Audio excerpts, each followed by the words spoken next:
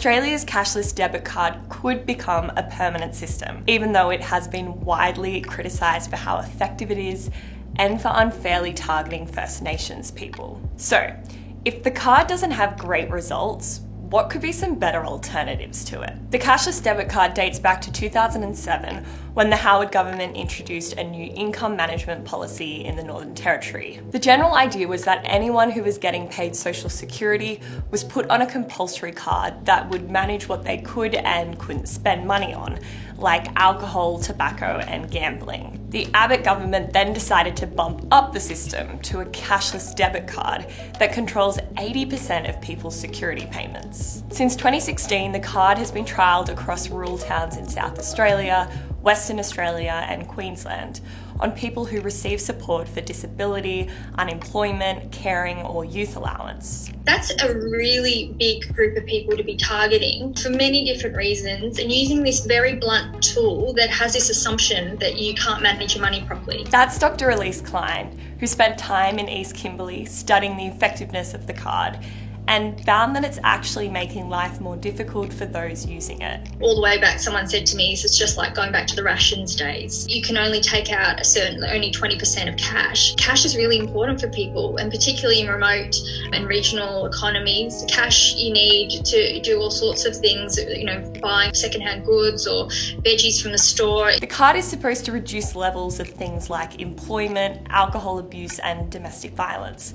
But that just hasn't happened. Instead, payment restrictions have been linked to a whole range of impacts that are hitting First Nation kids the most. There are roughly 21,000 people on income management in the Northern Territory, and 83% are Indigenous. John Patterson from the Aboriginal Peak Organisations argues that the card denies First Nations people the basic freedom to control their lives. And if the card was made permanent this year, it's just another way the government has totally undermined the national agreement on closing the gap. If you see the cashless debit card, it's grey. It's a white card because it's another thing that white people have done to First Nations people. People like Dr. Klein and John Patterson are calling on all MPs to oppose the bill, trying to make the card permanent, so that First Nations people aren't locked to a poverty line. Right now, only 10 out of 123 submissions to the Senate inquiry actually support the card.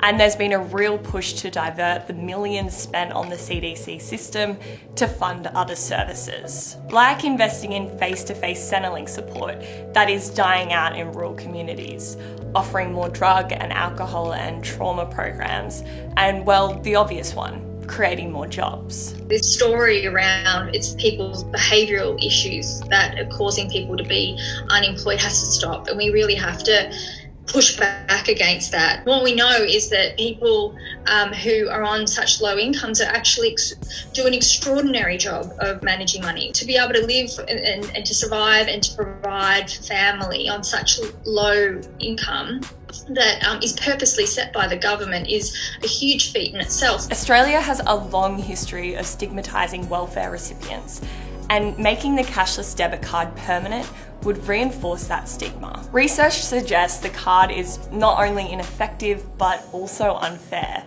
which isn't really a great foundation for a system that is supposed to be all about supporting the people who rely on it.